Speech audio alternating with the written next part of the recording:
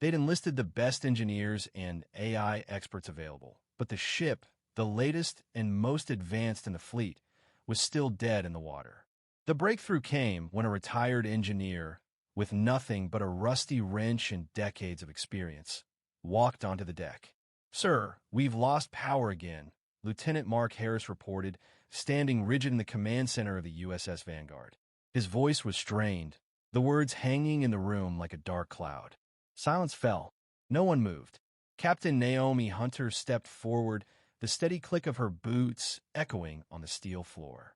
"Define lost again, Lieutenant," she demanded, her tone sharp. Harris's voice dropped, barely audible. The primary engine system shut down again. Backup systems are offline, too. From across the room, Chief Engineer Derek Shaw let out an aggravated curse, his gaze fixed on the control panel that had been giving them trouble for hours. He didn't even bother to look up. It was the second day of a high-stakes mission near the coast of Maine. The Vanguard, a multi-billion-dollar marvel of engineering, had become a sitting duck. No propulsion, no weapons, minimal communication. The cutting-edge propulsion system was meant to be flawless. It combined turbines, gas engines, and a self-learning AI to keep everything in sync. Months of secrecy surrounded its design, and only a select few engineers had clearance to work on it. Now, that technological wonder was useless. The ship was as dead as a concrete block at the bottom of the ocean. Down in the engine room, the tension was thick. A team of engineers, both military and civilian, hovered over various diagnostic stations, sweat soaking through their uniforms. They tried everything: software updates, hardware replacements, and system resets. Nothing. At 0400 hours, Captain Hunter made the call. "I need someone from outside this room to look at this," she said in the briefing room, pacing back and forth. Commander Lucas Young, head of the engineering division, hesitated. "That won't sit well with the brass," he cautioned. "We were handpicked for this." Hunter met his gaze. "Well, this team hasn't fixed it yet." The Vanguard was one of the Navy's crown jewels. If word got out that it had failed just months after deployment, there'd be consequences for everyone. The higher-ups weren't happy, but eventually they approved her request. The calls went out, reaching the Navy's top propulsion consultants one after another.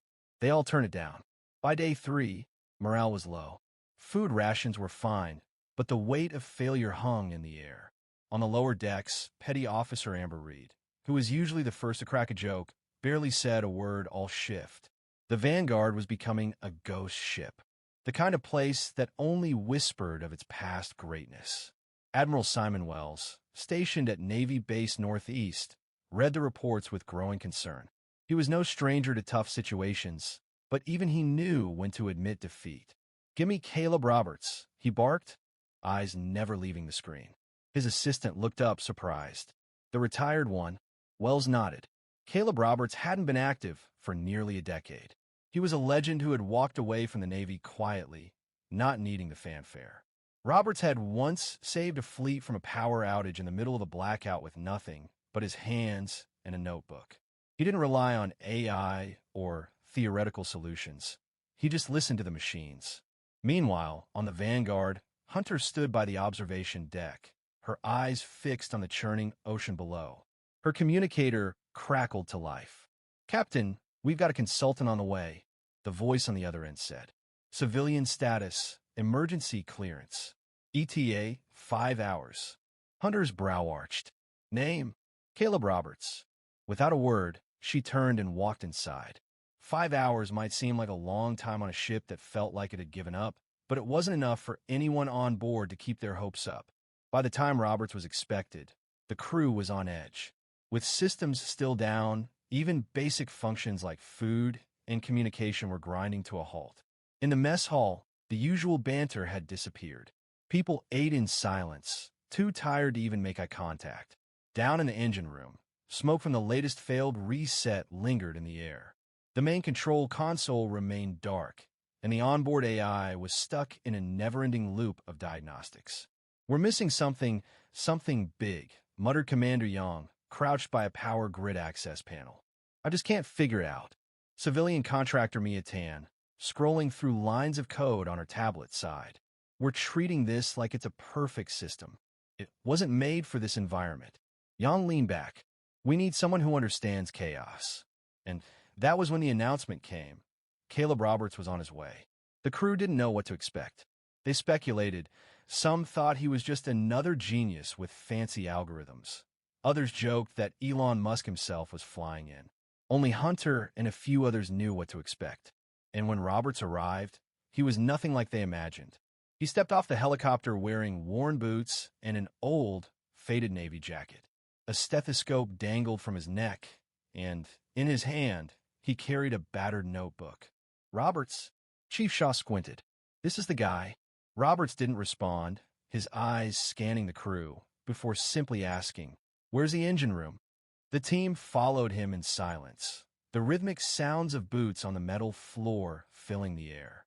As they walked, Roberts asked only 3 things. What's she running? Who designed it? And what's not working? Upon reaching the engine room, Roberts didn't reach for any diagnostics. Instead, he stepped forward, stood in front of the dead core, and simply listened. He placed his old stethoscope against a junction pipe and stood still, his eyes closed, for nearly a full minute. Then, without a word, he straightened up and turned to Commander Yang, who adjusted the heat sink capacitors after the shutdown. A young Navy mechanic raised her hand. I did. Wrong sequence, Roberts muttered, before turning to Yang. Ever try to restart a circuit while it's still being welded? Yang blinked. What? Roberts sighed. You're overriding the failsafe. The system's locking you out because it's not broken. It's in defense mode. The room fell silent as the engineers processed this. Mia Tan was the first to speak. I didn't think that was even possible. Roberts cracked a small smile. Most don't. Not unless they've seen this system before. The engineers began to rework the system under Roberts' direction, and soon, the ship's core came back to life. As the systems slowly restarted, Roberts simply watched. No celebration, no applause. He just did his job. He had fixed it, not with fancy algorithms or cutting-edge tech, but with decades of experience and the kind of insight that couldn't be taught in a manual. The Vanguard hummed back to life, and within minutes, its systems began ticking green. It was working again. It was alive. Yet, even with everything fixed, the hard questions were already being asked back at command. Why had such an advanced ship failed in the first place? Why had it taken someone like Roberts, without formal clearance, to fix it? Captain Hunter faced the fallout, but she was certain of one thing. Sometimes the old ways worked best. The machines didn't always follow the rules, and neither did Roberts. But in the end, that's what saved the Vanguard. As Roberts boarded the transport back home, the crew watched, still processing what had just happened. They had witnessed something extraordinary, something they would never forget. Roberts didn't need to say much. He simply left a legacy, not of tools and technology, but of knowing when to listen. As the Vanguard powered back to life, it became clear that it wasn't just about fixing a ship. It was about reconnecting with the heart of what made it function. Caleb Roberts' approach was a stark reminder that sometimes the most powerful tool isn't the latest software or the most advanced AI. It's experience, intuition, and the willingness to listen. In a world where technology often outpaces human understanding, Roberts' actions spoke volumes. He didn't just fix the ship. He breathed life into it by trusting in the old methods, in the things that can't be coded or quantified.